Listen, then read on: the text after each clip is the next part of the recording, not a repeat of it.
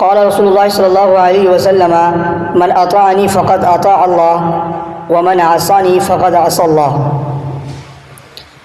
نبی اکرم صلی اللہ علیہ وسلم نے فرمایا کہ جس نے میری اطاعت کی اس نے اللہ کی اطاعت کی، اور جس نے میری نافرمانی کی اس نے اللہ کی نافرمانی کی۔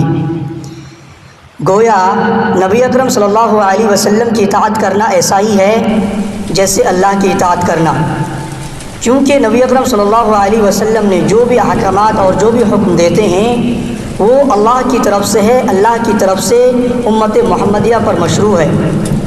نبی اکرم صلی اللہ علیہ وسلم جو بھی حکم دیتے ہیں، جو بھی فرائض اور جو بھی احکام لے کر آئے وہ اللہ کی احکام ہیں، اللہ کی شریعت سے ہیں۔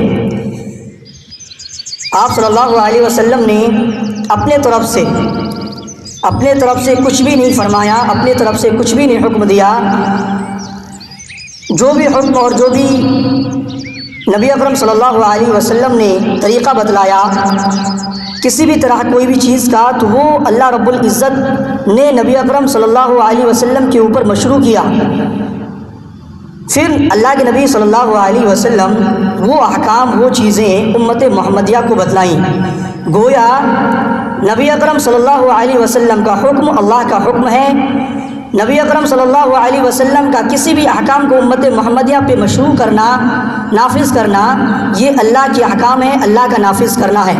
اسی لیے نبی اکرم صلی اللہ علیہ وسلم نے فرمایا کہ جس نے میری اطاعت کی اس نے اللہ کی اطاعت کی، اور جس نے میری نافرمانی کی اس نے اللہ کی نافرمانی کی۔